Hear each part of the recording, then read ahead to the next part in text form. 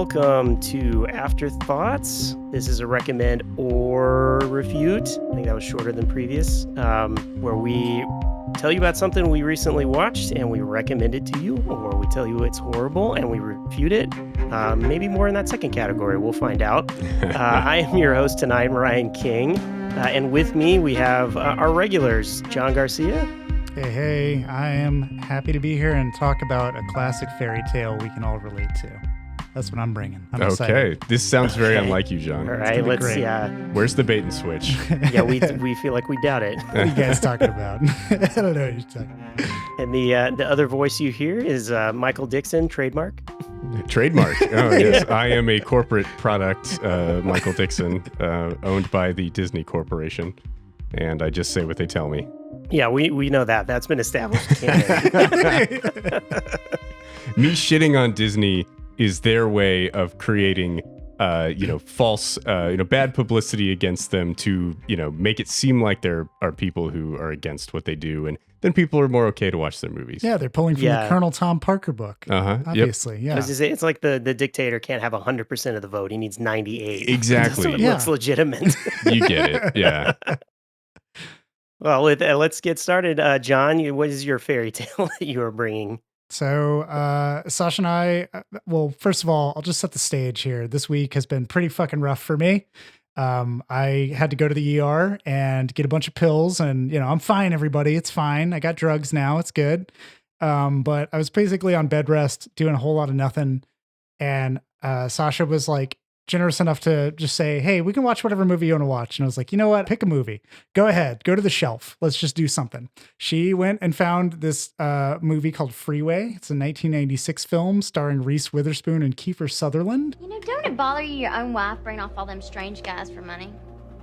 I make her use mouthwash after. Oh, you like that minty fresh taste, huh? Sheriff's Department, you're under arrest. We're totally fucked. Just after you left, the pigs came and pinched Mom and Larry both. And my parole officer showed up like a motherfucking plague to take me off to foster care again. Just like last time. So, what'd I call you? I'm sorry, my name is Bob Wolford. You the guy that's been killing all them girls on the freeway, Bob? Try anything, I'm gonna shoot you so many times! You should just let me out of the car when I asked you to, Bob! We are not here to talk about me, Vanessa. We are here to talk about you. Get your goddamn hands off my anatomy! Is that you, Bob? I can't believe such a teeny weeny little gun makes such a big mess out of someone. And it is produced by Oliver Stone, directed by Matthew Bright, and written by Matthew Bright. And it's a modern day telling of Little Red Riding Hood. Okay. It's fucking wild. I think it's probably the definitive version of Little Red Riding Hood for me. I don't think that I can watch any other Grimm's fairy tale bullshit interpretations. I don't want to. Basically, Reese Witherspoon comes from a broken home in somewhere like around Los Angeles, I feel like. She is, or it's a little bit south of Los Angeles. Her mom is a prostitute. Her stepdad smokes crack. They both get arrested by the police, and she's left alone to be picked up by Child Protective Services. She runs away and starts to flee to grandmother's house. And it turns out there's a serial killer on the loose who's murdering prostitutes off of the interstate. And she gets picked up because she hijacks a car. And who would pick her up but Kiefer Sutherland, whose name is Bob Wolferton.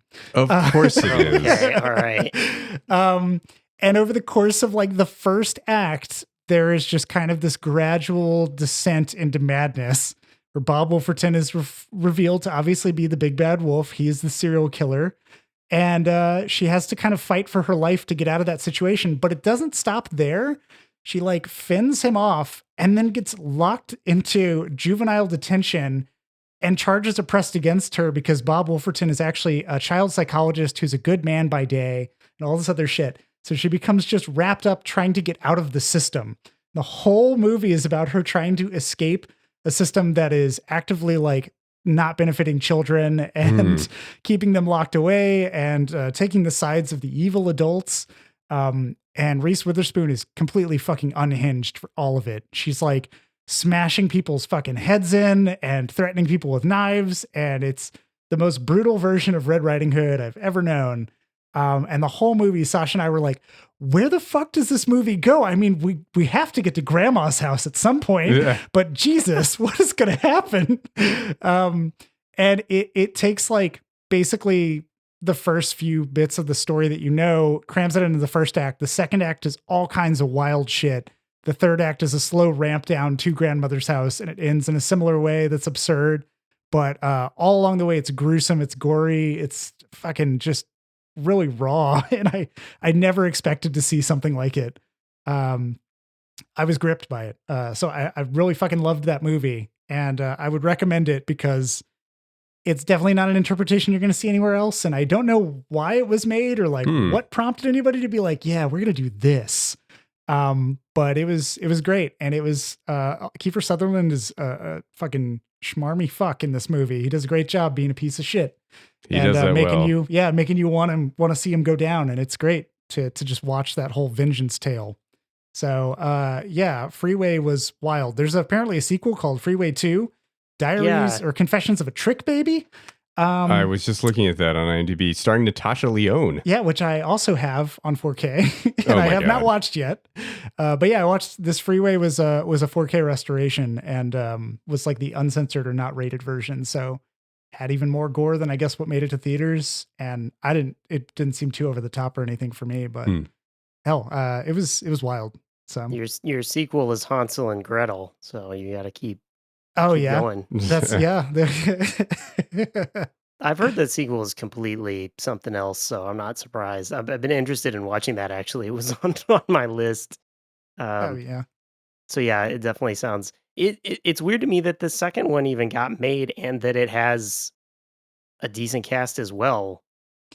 Yeah, was this supposed to be like an anthology series or something? Yeah. Well, the first one got 2 thumbs up from Siskel and Ebert, so it's got at least 2 people that liked it. Music by Danny Elfman.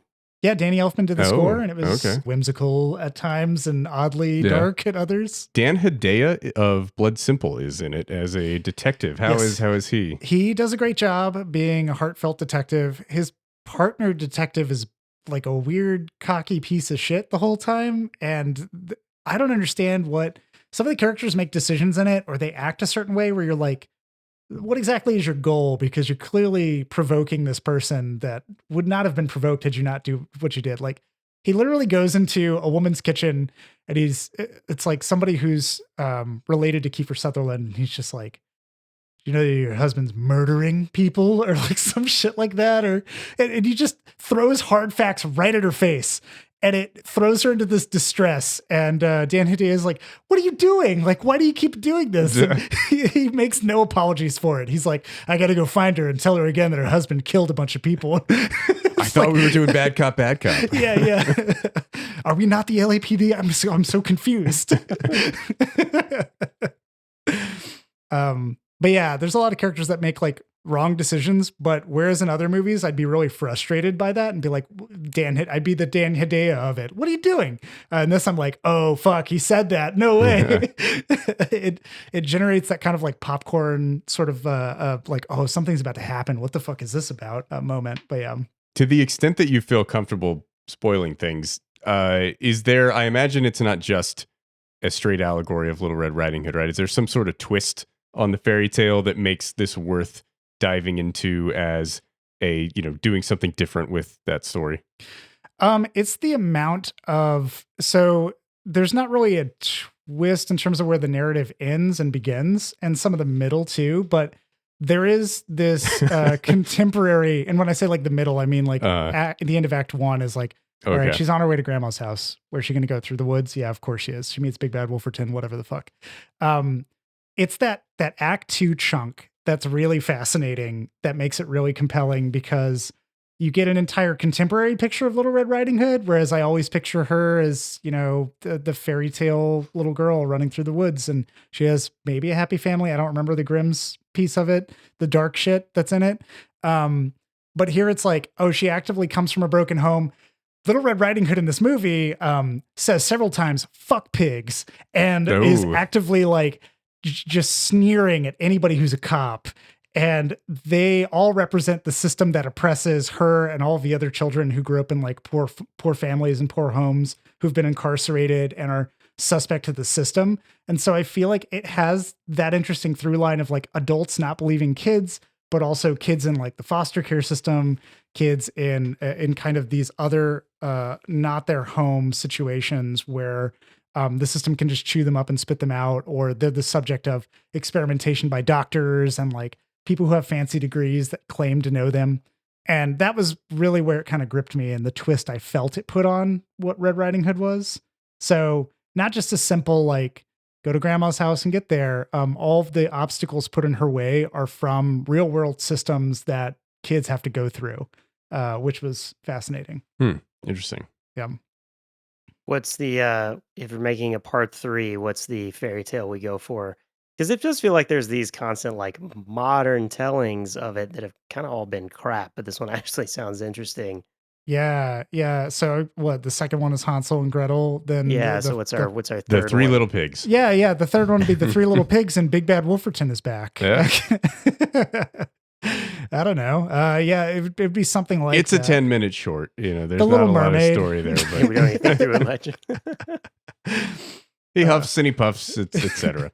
Oh, he blows all right. He blows big time. But yeah. Well, listeners out there, what do you think the third Freeway movie should be based on one of your beloved fairy tales that's way darker than you remember? Maybe the third one is Lost Highway. Oh, that could. Oh my god! Yeah. Which I believe came out between the two movies, but The ignore intersection. that fact. Yeah. Yeah. Prequels, sequels, whatever they Yeah. call. There you go. All right. So it's a recommend, John, for Freeway. That's right. And you're gonna watch Freeway 2, maybe? I am Get going to watch back Freeway us? too. Yeah, I'll let you know how it goes. Well, I watched not a family movie, but I did watch some crap I found on Netflix. I watched the Classic Ryan. Yes. Yeah, this is another I could have watched something decent, and I chose to watch something else. I got to get you a shirt that says that. Have you watched The Green Knight yet, Ryan? Yeah, we watched The Green Knight. He Remember, watched- I he was high, I was remember? too off. Oh, my- yeah. But you don't remember it because you're too I was high. 10,000 miles in the air and 30,000 miles in my mind. 10,000 miles in the air? Dear God. Yeah. Were you on I had no Bezos' idea dick what was going on. plane? What was Yeah. it? So we watched The Outlaws, The Out-Laws. My parents just emailed that they're coming to our wedding. Oh, I get to meet your parents finally. Are you psyched? You're not psyched. Are you psyched at all? Is there any psych happening? Sitting on top of the world, I'm up. You haven't met this woman's parents yet? They've been off the grid the whole time we've been together. It's going down, baby, what's up? Hey! Billy and Lily McDermott. Meet my parents. Pleasure to meet you, Neil. You're very attractive. Oh, thank you. That's not a compliment. For me, it's too much. I think your parents robbed my bank. You can't be serious. They knew the voice activation code to get in the vault, which I'm pretty sure I told your mom about when I was wasted. She left me roses by the stairs. Thank you for your cooperation, Owen. Does the name the Ghost Bandits mean anything to you? Most notorious bank robbers in American history. Your parents stole $5 million from me. I don't understand. Was Owen right? Which is supposed to be a pun on the in-laws, but makes it impossible to search for this movie if you're trying to find it, because a million things have been named Outlaws. The Outlaws, Josie Wales. I was going to say Yeah. Josie and Wales. This is a 2023 straight to Netflix. So you know it's quality. 1.5 hours. So we're cranking it out. That's probably part of the reason I watched it. It is a Happy Madison production, but it has absolutely nothing, as far as I can tell, to do with Adam Sandler. The basic plot, and by basic plot, I mean literally the plot, and it never really attempts to do anything to pretend like it's a mystery. Our main character is a bank manager. He is getting married shortly.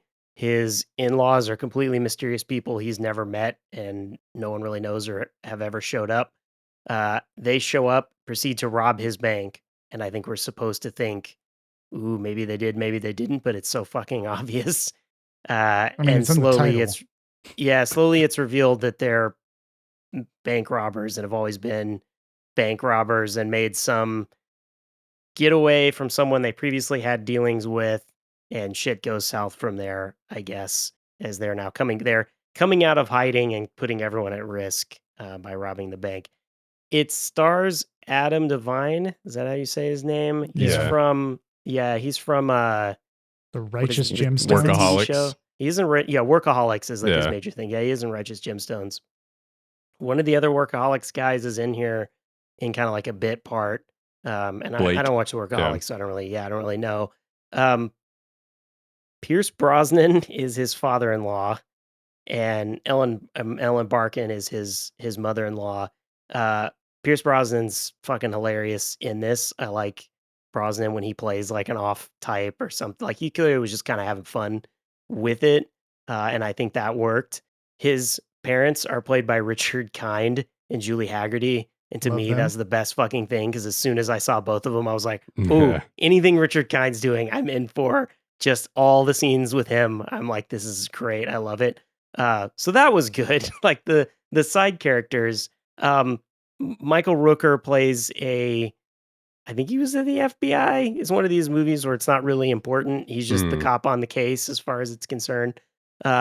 He's funny. He's playing a character. It's kind of just like a classic kind of like, oh, it's the FBI guy that won't give up and he drinks too much and his wife left him and kind of that shit.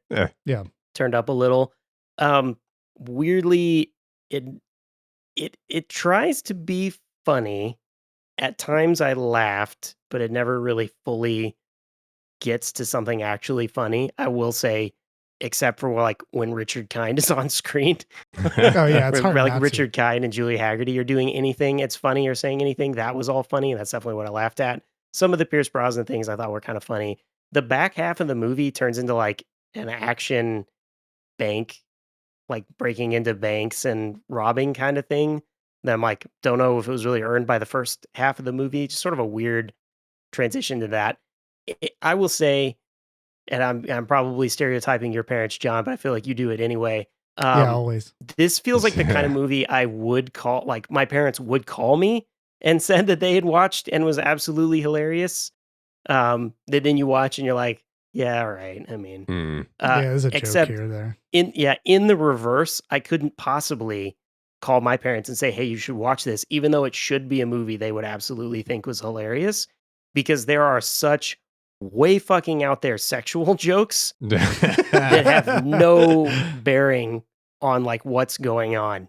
Were they and funny? enough that it's like uncomfortable. One, I would say the one that's funny, and this is probably the funniest thing, when his parents are meeting his in-laws, they're all having a lunch and it's one of those like uncomfortable situations and they're all starting to get like a little drunk and the in-laws are kind of like pushing the point.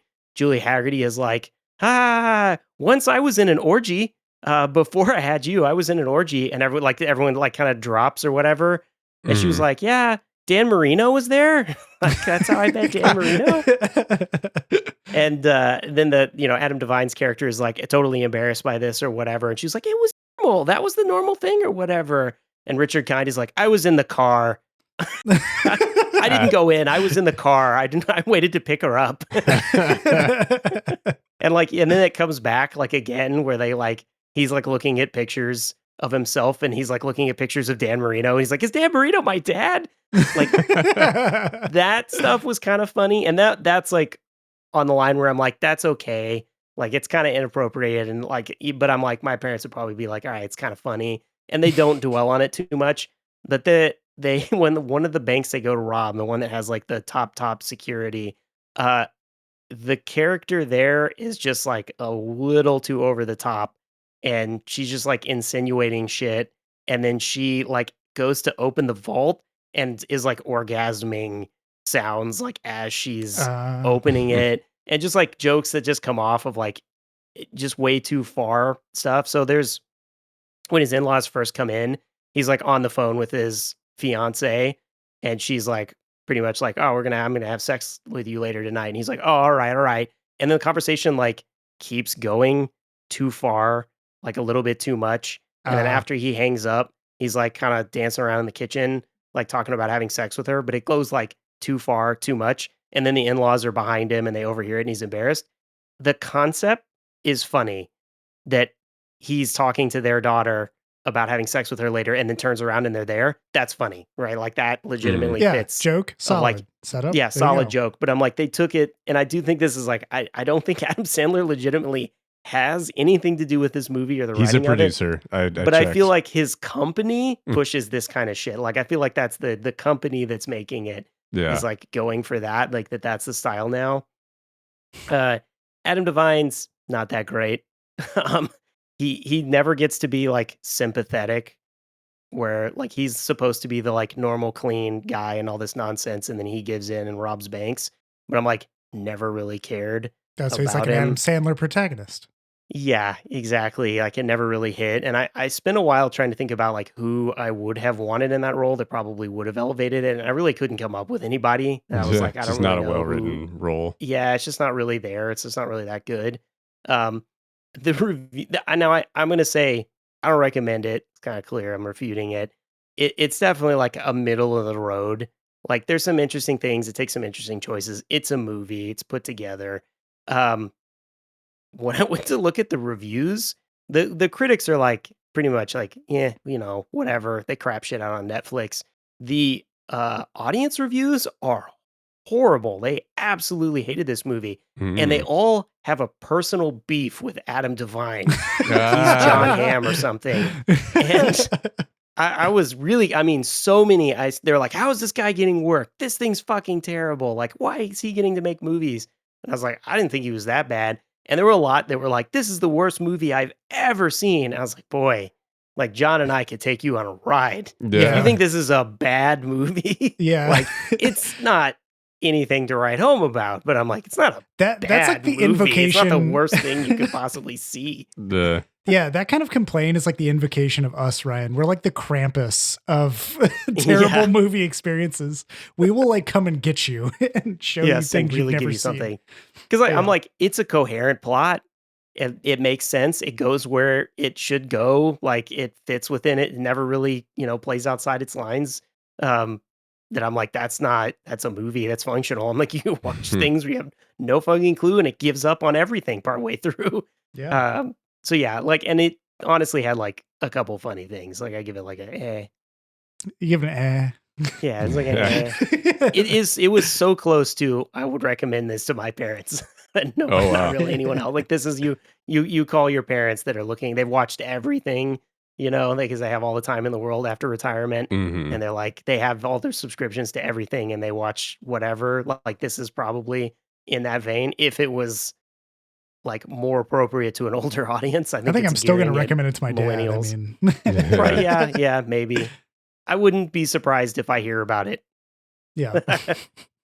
It does seem like Hollywood has been trying to make Adam Devine a star for a long time now, and it just has never worked. It's like, I liked Workaholics. I watched it when it came out, like when I was in college, and I thought it was funny at the time. I don't know that I would think it's funny now, but I was like, when it was first airing was when I was like a sophomore in college or something, and I was watching it with my friends as it was coming out. It seems like the other two guys have never really been pushed as like comic leads, but Adam Devine keeps being cast in stuff that maybe isn't quite right for him. And I don't know, like he has this just kind of stupidity about him, and I think that's on purpose, right? That's what he's trying to do, but that works in Workaholics because he's just playing a stupid stoner who works at a telemarketing company, but like it doesn't. I don't know that you can like really carry a movie with a long plot with a guy like that. I remember they started him in a movie alongside Zac Efron a few years ago about like, it's called Mike and Dave Need Wedding Dates. That's right. I don't know how I remember the name of that movie. It was terrible. Like it was really stupid. And I don't like but there was, for a while they kept trying to do that. There was a Comedy Central show after Workaholics went off the air called like Adam Devine's Comedian Party or something. And that he would just like show up on stage for a minute and leave, and then they would have random comics come up and actually tell jokes, and I don't know why his name was attached to it, and it just seems like they've been trying to monetize Adam Devine in some way post Workaholics, and I don't know why he is the one that they've chosen. Like I feel like Blake is a little bit more just kind of a relatable guy and more just kind of fun than Adam Devine was. But I don't know why he seems to be the one that Hollywood is trying to push on everybody. I feel like you get those stereotyping where it's like, oh, he seems like a guy you can plug in as the main role, and the others are like second, third bananas, and they're just relegating him to be that just based on like whatever the decision is. Maybe And he because he's probably more could like be fine. classically attractive that they feel like they can put him in those roles. And Yeah, like I maybe. don't know. Maybe, and I think he probably would be fine as like an offbeat character and not the main guy. Oh, also this movie, I totally forgot this until right now. This movie was like, oh shit, we need some black people at the last minute. Which and being like honest, it's two white people getting married, so their parents are going to be white. So most of our cast is white. Like that's you kind of at that point you fleshed out your cast when you made that decision. The main villain is East European Balkan ? Okay. One of those. So also white. Yeah. Where it's like, I don't know, but yeah, I guess. And so the other people that work at his bank, so everyone that's underneath him is black, just so we can have some side characters because we need some. My God. Which is Is that where Lil Rel Howery comes into play?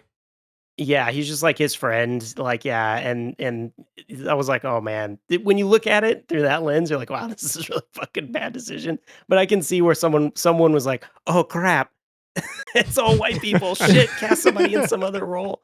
I figured it out. Patton Oswalt.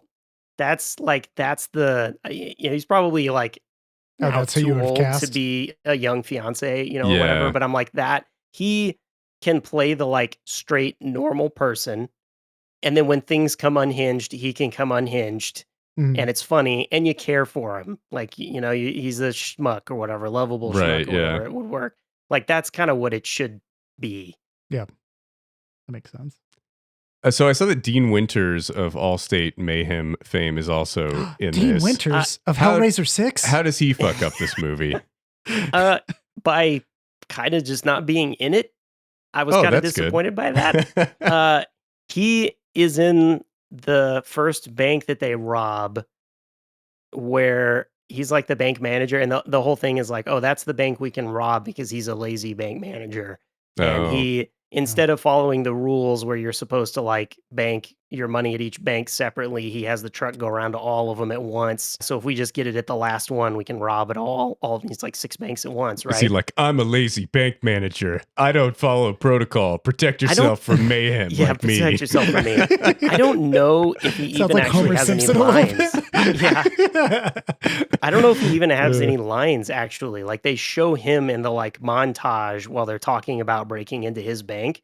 And then when they go into the bank that day, he's back in his office with a VR headset on. Just I want to say probably watching VR porn, I think. Oh, okay. Just digital Dean Winters. Maybe he's in the Congress. Yeah, yeah, exactly. And that's it. Like he's in those scenes where he's like in the montage being dubbed over and in the background on VR, and that's it. And I was like, well, that's disappointing. That's like, he could have done so much more with something Dean entertaining. Winters. Yeah. He was in John Wick 1, God damn it. He was, yeah. So, all right, Dixon, what did you bring us around to something? Around to anything. Well, John did give a recommend, but that's that true, sounded kind of shitty. But Hey, I watched a snooty art film because, of course, I did. So a few weeks ago, we talked about A Man Escaped by Robert Bresson, who I think is an absolutely fascinating filmmaker. I've been reading through Paul Schrader's book, Transcendental Style in Film, that discusses Yasujiro Ozu, Robert Bresson, and Carl Dreyer. And I have gotten through the Bresson section, and I have been brushing up on a few of his movies recently to kind of hammer home some of the points that Schrader has been making. Fantastic book, by the way, super interesting. But we watched A Man Escaped for the podcast a few weeks ago. Then I've been reading this book, and then in this past week, I watched Diary of a Country Priest, which I had seen before, and I had not seen The Trial of Joan of Arc. So that's what I'm going to be talking about today. Je l'ai élevé dans la crainte de Dieu Et le respect et la fidélité à l'Église, autant que le permet Jurez de dire la son âge et vérité. la simplicité de sa condition. Je le jure. Or, Où avez-vous rien été qu'il n'ait baptisé? pensé, Dans l'église de Don Rémy. mais rien fait qui ne fût Vous selon avez la votre foi. croyance? Des gens J'ai envieux appris qui de ma lui mère voulaient au du paternostère, mal, l'Ave à Maria et elle, le à ses Credo. parents, au bien Dites public un des paternostère. princes et des peuples. Confessez-moi, je le dirai en confession. Ils lui imputèrent faussement et mensongèrement nombre de crimes. Ils la condamnèrent enfin iniquement et la brûlèrent. It's only an hour and 5 minutes long, so that's cool. You kind of get in and get out. This kind of mid-career Bresson. It's 1962.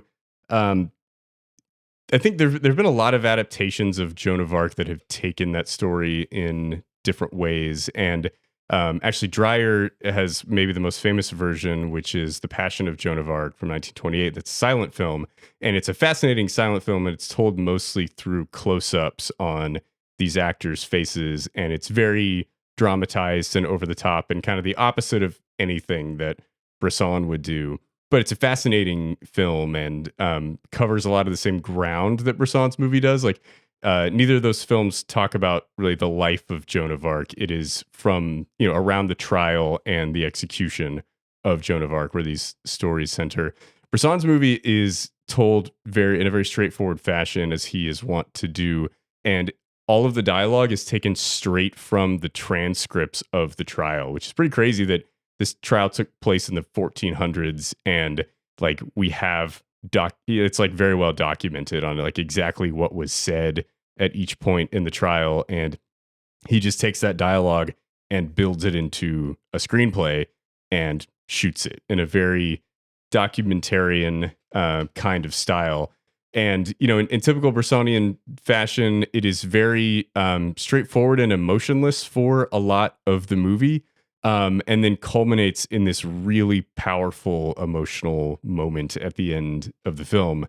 And, it's a movie kind of like A Man Escaped, where what's going to happen, right? It's, what happens to Joan of Arc, and it's going to happen. You're not going to avoid the burning at the stake at the end of the movie. But he's still able to build tension in a fascinating way, like he does in A Man Escaped, and end the movie in this really incredible climactic scene that is just overflowing with emotion.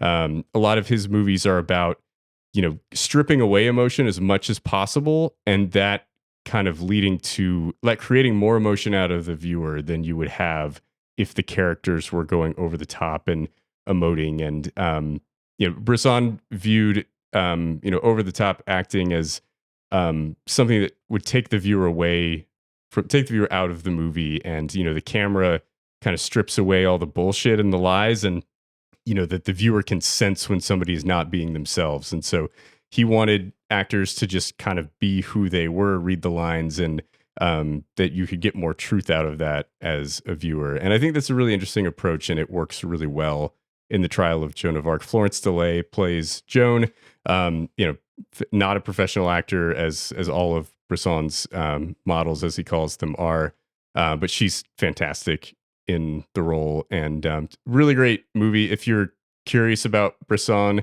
it's one that's a little bit more approachable, I think, and it's only an hour and 5 minutes, so it's not too much of a time commitment.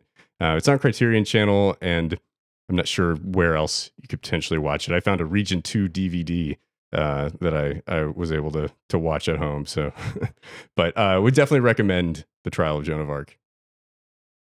The interesting to talk about bringing out the emotion more, because like how are those performances compared to what you would expect from a more someone else's courtroom drama from I Kenneth guess. Branagh? Yeah, I mean, Yeah. most courtroom dramas are filled with passionate speeches and Right. people getting very mad about justice and blah blah blah, and this is models reading the lines in a very matter of fact manner, and I think it works really well with the transcript of the actual trial. Like, Joan of Arc in her responses does not really come across as a victim. She comes across as she's like in command of the situation, and she is determining what she wants to say, and it will only give certain pieces of information, and she feels like she's more in control of her own trial than the bishops that are putting it on. at the same time, she can't escape her fate, right? It's always going in that direction. But I think Bresson's particular style worked fairly well for this, especially just using only that exact dialogue from what was already written down. And it's, I think it makes you think more about what these characters are experiencing inside and the turmoil they're going through when you're not distracted by outward displays of that. And it's like Bresson's films are a lot more interior and kind of like peering into like the soul of his characters rather than focusing on the the outward expression of them. Is there a crowd involved in any of this, or does he negate a crowd or does the crowd just not emote? Because like I envision, Trial of Joan of Arc would be either you're going to have a crowd, you have snooty bishops, you have a crowd, the crowd is just constantly jeering or doing whatever the fuck the crowd is. They're played up emotionally. And then, Joan stoic in some way. But if it's Bresson, I anticipate you usually wouldn't see a crowd, or the crowd's off to the side, doesn't have as much of a play into the interaction, like capturing the intimacy of the trial between prosecution and defense. Yeah. It's shot in a way where you're really just like focused on Joan and the prosecution, and you don't like, there are other people in the room, but they don't get a lot of screen time. And there are times where you hear the crowd like yell something or get frustrated about something, but you don't see their faces. And then toward the end of the movie, when the trial goes outside and they go to the execution, you can tell there's a crowd there because of how the bishops are directing their gaze, but you don't actually see them on camera. Gotcha. Is Interesting. it like the Oppenheimer trial? It's like behind closed doors, King court style. I mean, I think from what I could tell, it seems like it was a fairly public trial, and there was a featurette on the DVD about the history of Joan of Arc, that historian talking about, her entire story. That the movie's just about the trial. They talked about kind of her upbringing and time in the war and all this stuff. And it sounds like the English were trying to kind of make an example of her and discredit her. And so they were trying to make it this big public thing so that, to kind of quell rebellions and to not make people identify with Joan of Arc. As they always try to do. The fucking English. Yep. Damn English. I thought you were going to say the French rebelling. Yeah. Yeah. That too. Yeah, that's there too. This is a little bit off topic, but still historically relevant. Is there any movie that's related to the events of that one pope being exhumed and put on trial? Do you guys know of anything? That. Can we get the Bresson? I would love to see a Bressonian version. Yeah. I either want to see a Bressonian austere version of that, or to see like a stupid horror movie version of it where like he actually comes back from the dead and then goes on trial. That's the yeah. I thought you were gonna go with like the Few Good Men or like a John Grisham trial where they're like screaming at the skeleton. Yeah. Tell it to the jury. Tell them what you did. That would be funny too. Yeah. I think that's historically how it went down. Pretty sure. He has no answer. You see, he sits in silence. Sits on the throne of lies. Can we get Clint Eastwood? Oh, that would be great. To talk to Obama's empty chair. Oh my God. Yeah. Well, that sounds fascinating. And it's also, again, an hour and 5 minutes. That's a fast watch for, Very easy commitment. It gives you kind of a feel for Bresson's filmmaking style. And it's really powerful. Like it hits emotionally really well at the end. Like a lot of Bresson films do, where it's like you don't really expect it to come, and all of a sudden the emotion hits you up on the side of the head in the final scene, and you're like, oh, holy shit. Like this is, this has all been building to this, and I didn't realize this is what it was doing the whole time, kind of thing. He really reserves those moments and just hits you hard when he can. Mm-hmm. Damn. Where does this fall in your Bresson ratings?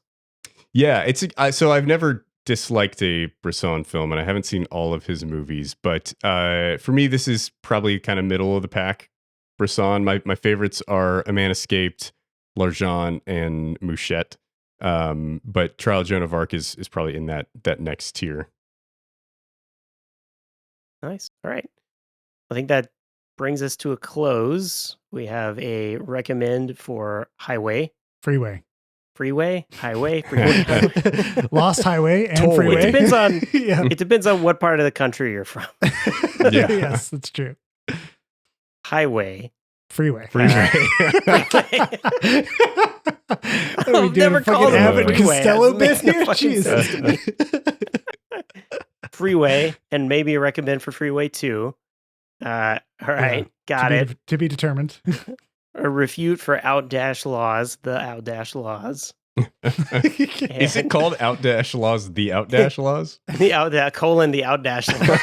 No, it's it's not. not. There's no way. And a recommend for Trial of Joan of Arc. By Robert No Bresson. colons, no dashes. Bresson knows how to keep Yes. Yeah. Also, The Passion of Joan of Arc is great as well by Dreyer, silent film. But yeah, The Trial of Joan of Arc is what was discussed here today. it. All right. What about the Mila Jovovich? What, is that a not Paul familiar. W.S. Anderson directed? Yeah. Or? Not familiar with that one. There's an Ingrid Bergman Joan of Arc movie that I'm interested to watch. It sounds like that would be very different, but Yeah. I'm curious. To I check wonder that when out. Greta Gerwig will do Joan of Arc. Oh, yeah. Yeah, that'd be interesting. Yeah. Yeah. All right. Well, that closes us up. I've been your host, Ryan King. And with me tonight, we've had John Garcia. Always on the lookout for another Freeway movie, folks. Send me your scripts. Send me your ideas. I'm now in the corner of Freeway, but I don't actually like real freeways. Fuck those books. There's a sign in John's lawn that says like more lanes equals more traffic. That is correct. Yeah. Induced to be. Yeah. Nice. That is true. Ask the folks of LA. Yes. It's not a. Awesome. And then also with us, Michael Dixon, thanks for putting up with our bullshit.